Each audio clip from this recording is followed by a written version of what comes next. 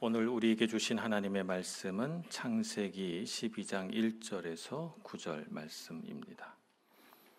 창세기 12장 1절에서 9절 말씀 봉독하겠습니다. 여호와께서 아브라함에게 이르시되 너는 너의 고향과 친척과 아버지의 집을 떠나 내가 네게 보여줄 땅으로 가라. 내가 너로 큰 민족을 이루고 내게 복을 주어 내 이름을 창대하게 하리니 너는 복이 될지라. 너를 축복하는 자에게는 내가 복을 내리고 너를 저주하는 자에게는 내가 저주하리니 땅의 모든 족속이 너로 말미암아 복을 얻을 것이라 하신지라.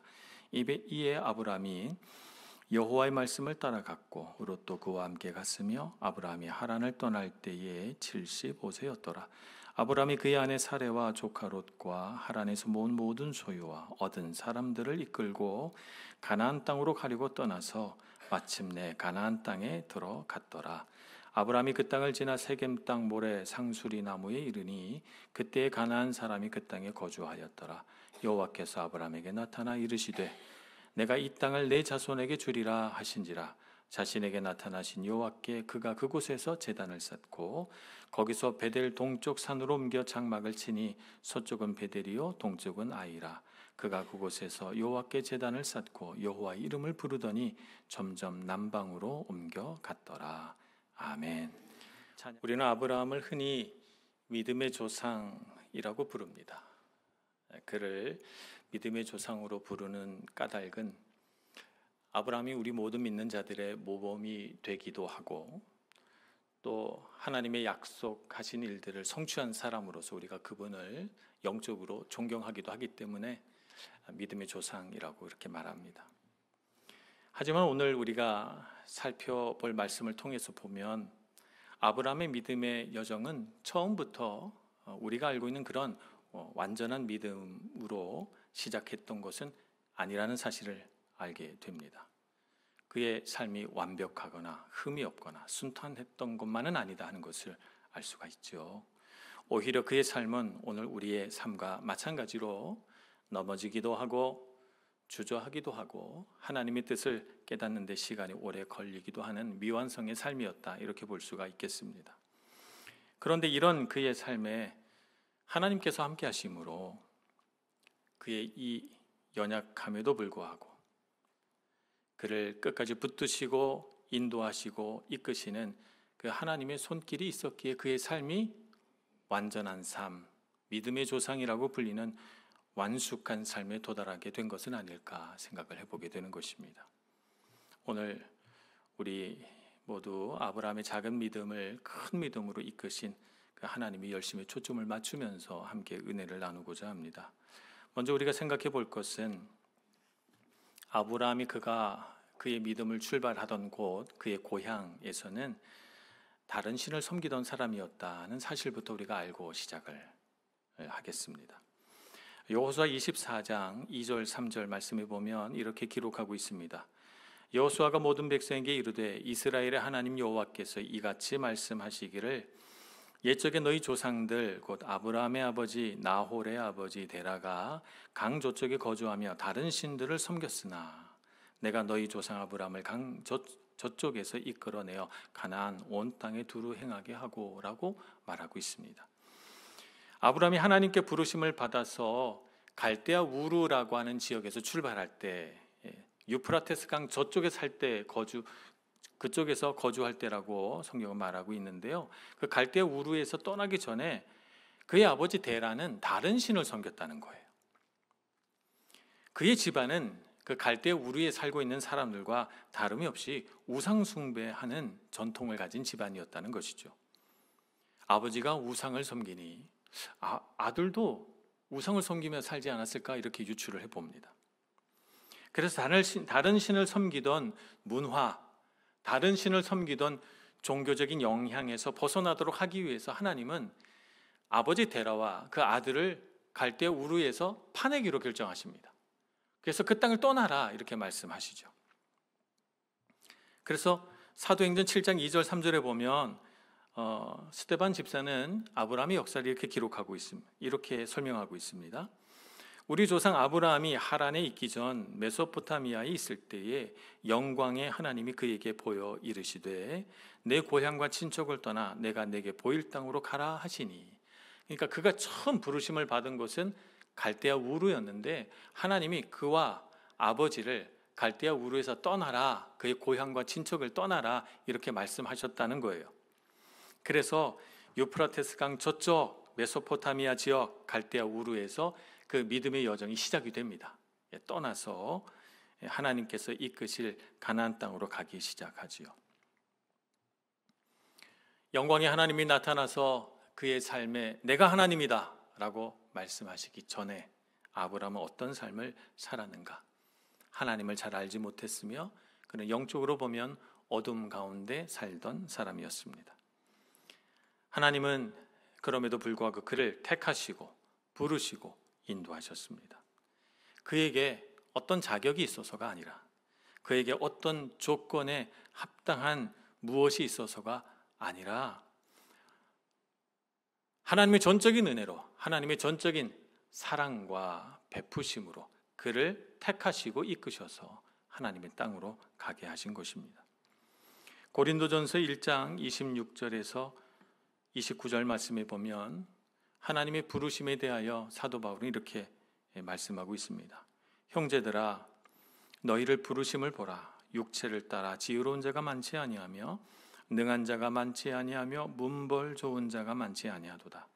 그러나 하나님께서 세상에 미련한 것들을 택하사 지혜 있는 자들을 부끄럽게 하려 하시고 세상에 약한 것들을 택하사 강한 것들을 부끄럽게 하려 하시며 하나님께서 세상에 천한 것들과 멸시받는 것들과 없는 것들을 택하사 있는 것들을 패하려 하시나니 이는 아무 육체도 하나님 앞에서 자랑하지 못하게 하려 하심이라. 그래서 우리의 부르심은 나에게 무슨 특별한 능력이 있거나 내가 하나님을 특별히 더 소중히 생각하거나 나에게 무슨 하나님의 은혜를 받을 만한 덕목이 있어서 그래서 나를 택한 것은 아니다라는 것입니다. 나를 택하시고 부르신 것은 전적으로 하나님의 주권이고 하나님의 은혜요, 하나님의 사랑이라는 것입니다. 그러니 우리가 신앙생활 좀 했다고 자랑할 것이 무엇입니까? 내가 신앙생활 좀 오래 했다고 그것이 나에게 무슨 자랑이 되겠습니까? 내가 교회에서 좀 봉사 좀 했다고 그것이 무슨 나에게 영광이 되겠습니까? 우리에게 가장 큰 자랑은 무엇입니까? 나 같은 자를, 자격 없고 무익한 자를 부르신 하나님의 은혜가 우리 자랑거리가 아니겠습니까? 그러니 우리가 자랑할 때 우리의 자랑은 하나님밖에 없어야 합니다. 내게 주신 하나님의 은혜, 내게 베푸신 하나님의 사랑만이 가장 큰 자랑거리가 되는 저와 여러분 되기를 간절히 소원합니다. 이렇게 하나님의 전적인 은혜와 사랑 안에서 부르심을 받아서 갈대아 우르를 떠난 아브라함은 그 뒤에 어떻게 되었을까요? 하나님의 은혜를 받았으니 나 같은 자가 어디 있겠는가? 하나님의 은혜에 따라서 하나님이 가라 하신 그 땅에 하루속히 달려가야지. 가나안 땅으로 금방 도착했습니까? 아닙니다. 그는 하란에 거주하며 아버지 데라가 그 하란 땅에서 죽을 때까지 시간을 지체합니다. 하란 땅에서 걸어오면 그저 한 달 정도면 걸어서 올 수 있는 아주 가까운 거리에 가나안 땅을 두고 그는 하란에서 계속 지체합니다. 창세기 12장이 되어 창세기 11장에서 아버지 데라가 죽고 창세기 12장이 되어서 4절에 이렇게 기록합니다. 아브라함이 하란을 떠날 때 75세였더라. 이렇게 기록을 하고 5절에 가서는 마침내 가나안 땅에 들어갔더라. 이렇게 설명하고 있습니다. 성경에 어떤 감정이 담겨져 있습니다, 여러분. 마침내 가나안 땅에 도착했다라고 하는 건 아브라함의 고백이겠습니까? 아니면 하나님의 마음이겠습니까? 여러분 성경을 잘 읽어보시기 바랍니다.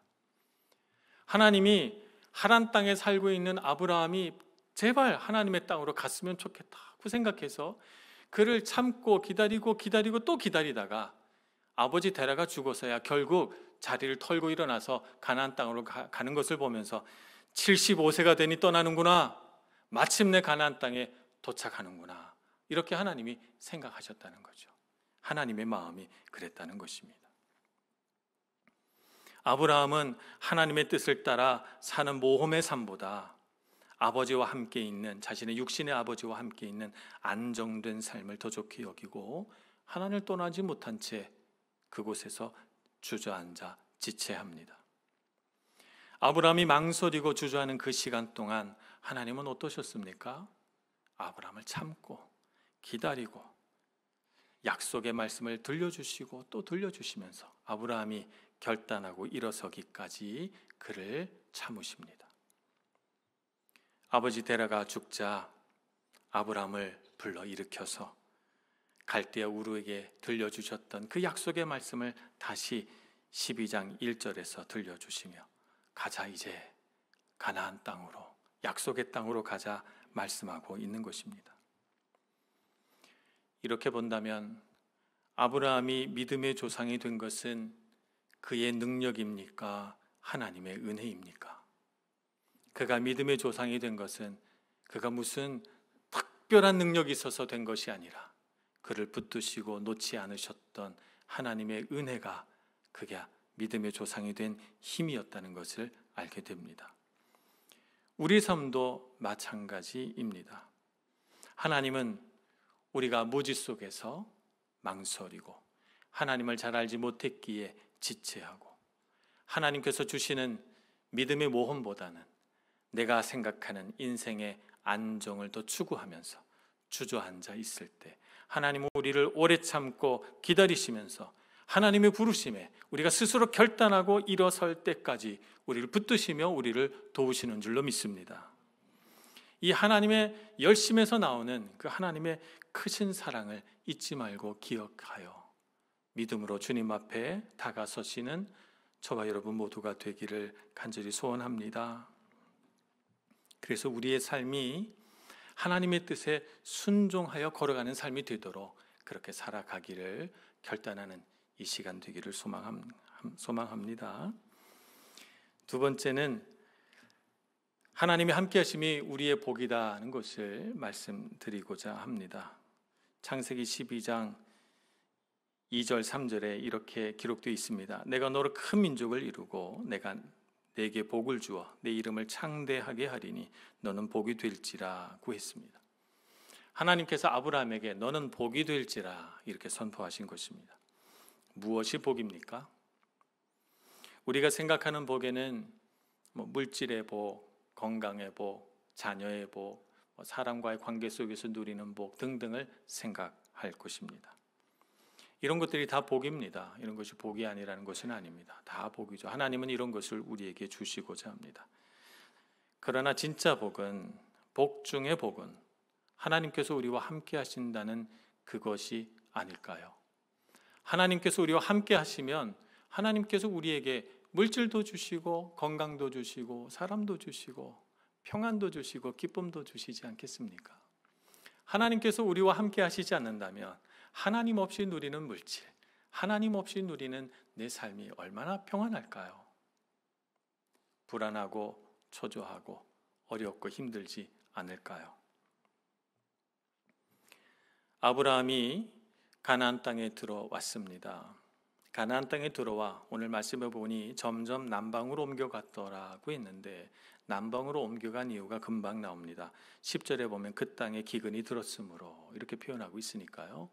그래서 초지를 찾아서 풀이 있는 곳을 찾아서 점점 기근을 피하여 내려가다가 결국 가나안 땅에서 어려움을 맞닥뜨린, 기근을 맞닥뜨린 아브라함은 하나님이 주신 땅 가나안 땅을 떠나서 애굽으로 내려갑니다. 우리가 여기에서 알 수 있는 사실은 하나님께서 주신 땅에서도 어려움은 있더라는 것입니다. 왜 어려움이 있을까요? 하나님께서 너는 복이 될지라고 말씀하셨는데 말입니다. 하나님께서 우리에게 주시려고 하시는 복은 모든 어려움을 면제해 주시는 복이 아니라 어려움 속에서도 하나님의 능력과 은혜를 힘입어서 더 강하고 능력 있는 자로 살아가는 그런 복이죠. 그래서 하나님은 우리 모든 사람들이 사는 그 인생의 어려움들을 우리 하나님 믿는 자들에게만 면제시켜 주시고 너는 아무런 어려움이 없거나 이렇게 하시지 않고 어려움 속에서 극복하고 성장하고 성취하고 이루며 살아가는 그런 복을 주십니다. 아브라함이 내려갔던 애굽은 당시 세계에서는 초강대국이었습니다. 이 큰 나라에 들어와서 살아갈 때 아브라함은 두려움을 느낍니다. 누가 내 아리따운 아내를 데려가기 위해서 나를 죽이면 어떡하지? 하고 하는 두려움 속에 빠진 아브라함은 자신의 아내를 누이라고 거짓말을 하면서 자신의 목숨을 보존하고자 합니다. 바로 왕은 아브라함의 아내를 보고 그의 아름다움에 반해서 아내를 삼고자 합니다. 만약 아브라함의 아내였다면 아마 그렇게 하지 못했을 텐데 누이라고 하니까 그를 아내로 삼게 됩니다. 그리고 아브라함에게는 풍성한 예물, 선물, 물질들을, 가축들을 허락합니다. 그래서 그는 부자가 됩니다. 그런데 아브라함의 아내 사라를 취한 일로 하나님은 바로 왕에게 크게 노합니다. 그래서 그에게 재앙을 내리시죠. 하나님께서 내리신 재앙으로 사라가 하나님의 아내인 것을 알게 된 바로 왕은 깜짝 놀라서 아브라함과 함께 하시는 하나님을 두려워하는 마음으로 아브라함에게 아내를 내어줍니다. 사라도 내어주고 그가 선물한 것도 다 가지고 그의 소유를 다 이끌고 제발 애굽을 떠나달라. 그래서 애굽 떠나기를 간청합니다. 그래서 애굽을 떠나죠. 성경에 이런 기록을 읽으면 우리는 약간 의문을 가지게 됩니다. 잘못한 사람은 아브라함인데 왜 재앙은 바로 왕에게 임하게 되는가? 하나님은 왜 아브라함을 책망하지 않고 바로 왕을 책망하고 그에게 자신의 물질을 다 내어주고 아브라함을 가라 하게 하는가? 왜 이렇게 문제를 해결하실까 하는 생각을 하게 됩니다.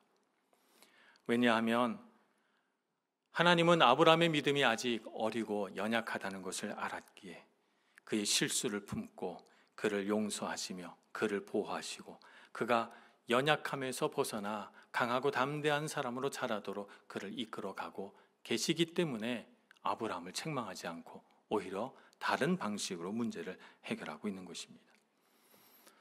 오늘 우리가 이 아브라함이 받은 은혜를 놓고 하나님 앞에서 난 실수해도 괜찮구나, 아무렇게나 살아야지, 이건 아닙니다, 여러분. 네, 이건 아닙니다. 아브라함의 믿음이 어리기 때문에 이렇게 하신 것입니다.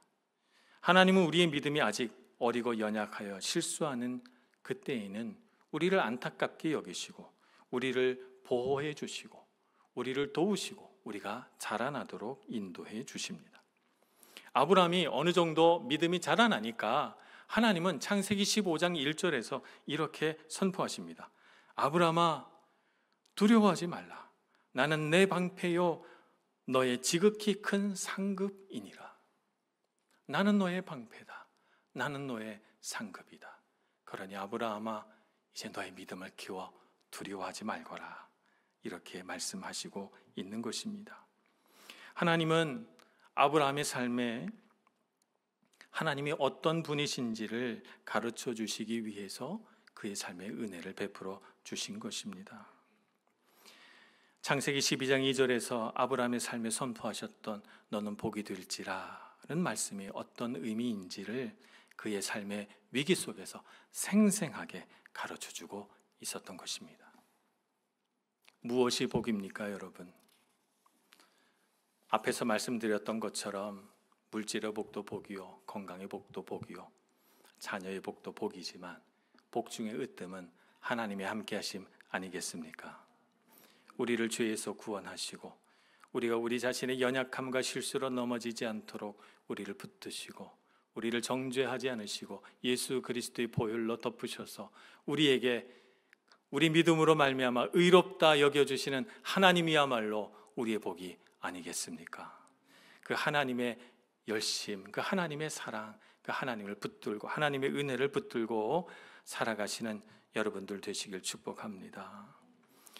이 하나님의 마음속에서 우러나오는 아브라함을 향한 하나님이 끝없는 사랑, 그분의 열심을 깨닫고 경험했기 때문에 아브라함은 강하고 담대한 사람이 될 수 있었습니다. 그를 맞서오는 군대와 마주 나가서 싸울 수 있었고, 조카 롯과 땅을 나누고 다툴 때에 조카 롯에게 우선권을 주고 너가 동으로 가면 나는 서로 가겠고 너가 서로 가면 나는 동으로 가겠으니 네 눈에 보기 좋은 대로 택하여 가라. 넓은 마음으로 우선권을 조카 롯에게 내어줄 수 있었던 것입니다. 우리가 이 세상을 살면서 크고 넓은 사람이 될 수 있는 까닭은 하나님이 우리에게 복 주시고 능력 주시며 우리와 함께 하신다는 사실을 믿기 때문입니다. 아브라함에게 함께 하신 것처럼 하나님께서 우리에게도 열심을 다하고 있으신 줄로 믿고 그 하나님의 열심 안에 살아가는 우리 모두가 되기를 간절히 소원합니다. 마지막으로 살펴볼 것은 작은 믿음이라도 믿음만 있으면 우리 삶에 하나님의 은혜와 복은 그치지 않는다는 사실입니다. 아브라함의 삶 속에 보여줬던 하나님의 열심은 지금도 변함없이 우리를 향하고 있으십니다. 그런데 어떤 사람은 이 하나님의 열심을 깨닫고 반응하면서 하나님 은혜 참 감사하다 이렇게 사는 사람이 있는가 하면 어떤 사람은 또 그렇지 못합니다. 어떤 사람은 불평하고 또 원망합니다. 왜 그럴까요? 그 이유는 믿음이 있느냐와 없느냐의 차이입니다. 아브라함과 그의 아버지 데라의 삶을 비교해 보면 믿음이 있는 삶과 믿음이 없는 삶의 결과를 볼 수가 있습니다. 아버지 데라와 아들 아브라함은 모두 하나님의 부르심을 받아 함께 갈대아 우르에서 출발했습니다. 그러나 아버지 데라는 안정된 중간 거주지 하란에서 약속의 땅에 이르지 못하고 그곳에서 죽게 됩니다. 믿음이 없는 삶은 하나님의 부르심을 들어도 하나님이 아무리 큰 열심으로 그의 삶에 은혜를 베풀어 주셔도 결국 자신의 안전지대를 벗어나지 못하고 중간에 멈추어 버린다는 것입니다. 하나님께서 인도하시는 방향이 아니라 자신이 선택한 방향을 따라서 내가 익숙하고 안정된 장소에 머무르다가 하나님의 약속이 이루어지는 그 성취를 보지 못하고 결국 정체된 채 끝나버리고 마는 것입니다. 데라의 삶이 그랬다면 아브라함의 삶은 그렇지 않았습니다. 그는 아버지 데라로부터 우상숭배의 영향을 받았고 믿음 없는 아버지와 오랫동안 하란에서 머뭇거리며 살았고 나중에는 애굽에 내려가 아내를 누이라 속이며 실수했지만 그러나 그에게는 아버지 데라와 다른 결정적인 한 가지가 있었습니다. 그것은 무엇인가요? 그것은 하나님의 열심에 반응하는 믿음이 있었다는 것입니다. 그의 믿음은 비록 작고 보잘것없는 믿음이었지만 그를 인도해 가시는 하나님의 열심을 보고 받아들이고 반응할 줄 아는 살아있는 믿음이었기에 그는 아버지 데라와 다른 삶을 살 수 있었습니다. 그는 믿음이 있었기에 하나님의 말씀이 가리키는 방향에 순종하며 발걸음을 떼었고 그는 믿음이 있었기 때문에 비록 시간이 오래 걸리긴 했지만 우르에서 하란으로, 하란에서 가나안으로 마침내 하나님이 약속하신 땅에 도달하게 되었던 것입니다. 그의 믿음은 하나님의 전능하신 능력이 공급되는 통로가 되었습니다. 비록 작은 믿음이었지만 그는 하나님께 자신의 삶의 문제를 맡기고 자신의 인생의 운전대를, 자신의 인생의 주권을 하나님께 맡겼습니다. 그렇기 때문에 하나님은 그가 비록 실수하고 연약하고 온전한 믿음에 이르지는 못하였지만 하나님께서 그를 긍휼히 여기시고 그가 하나님을 온전히 신뢰하고 믿을 때까지 기다리시며 보호해 주시며 그를 인도해 주신 것입니다. 예수님은 누가복음 17장 6절에서 이렇게 말씀하셨습니다. 주께서 이르시되 너희에게 겨자씨 한 알만한 믿음이 있었더라면 이 뽕나무더러 뿌리가 뽑혀 바다에 심기어라 하였을 것이요 그것이 너희에게 순종하였으리라. 중요한 것은 믿음이 얼마나 크냐가 아닙니다. 중요한 것은 믿음이 있느냐라고 하는 것입니다. 작은 믿음일지라도 믿음이 있으면 연약한 아브라함을 이끌어 믿음의 조상이 되게 하신 하나님의 열심이 믿음이 있는 우리의 삶 가운데 역사하여 놀라운 삶을 만들어 가실 줄 믿습니다. 빌립보서 1장 6절에 이렇게 말씀하십니다. 너희 안에 착한 일을 시작하신 이가 그리스도 예수의 날까지 이루실 줄을 우리는 확신하노라. 아멘 하시기 바랍니다. 네, 확신하노라. 아멘으로 받으시고 그리스도 예수의 날까지 주님께서 내 삶에 하나님의 그 착한 일들, 내 삶을 향하신 선하신 계획이 이루어 주실 줄 믿습니다. 그 믿음으로 살아가시는 여러분들 되시길 축복합니다. 이사야서 9장 7절에 이렇게 말씀하십니다. 그 정사와 평강에 더함이 무궁하며 또 다윗의 왕자와 그의 나라에 군림하여 그 나라를 굳게 세우고 지금 이후로 영원히 정의와 공의로 그것을 보존하실 것이라. 만군의 여호와의 열심히 이를 이루시리라. 아멘. 하나님이 열심히 우리의 삶을 붙들고 계시는 줄로 믿습니다. 우리와 함께 하시는 하나님께서 그분의 사랑으로, 그분의 은혜로, 그분의 열심으로 우리를 통해 이루실 일들을 기대하면서 믿음과 소망으로 어려움들을 이겨내시고 살아가시는 여러분 모두가 되시길 간절히 축원합니다. 기도하겠습니다. 자비하신 하나님, 우리의 삶을 보니 참으로 척박하고 어려워 광야와 같습니다. 광야와 같은 세상 속에서 잠깐 위로를 얻는 그곳에서 하란 땅에 머무는 아브라함처럼 머뭇거리고 지체하는 삶을 살아왔습니다. 주여 우리를 도우셔서 믿음으로 나아가게 해 주시고 우리를 이끄시는 하나님의 그 자비로우신 손길이 얼마나 크신지, 우리를 향한 하나님의 열심과 그분의 사랑이 얼마나 큰지 알게 해 주옵소서. 주님을 의지하며 살게 해주시고 주님 손 붙들고 우리 연약한 발걸음 한 걸음씩 떼게 하여 주옵소서. 예수님의 이름으로 기도합니다. 아멘.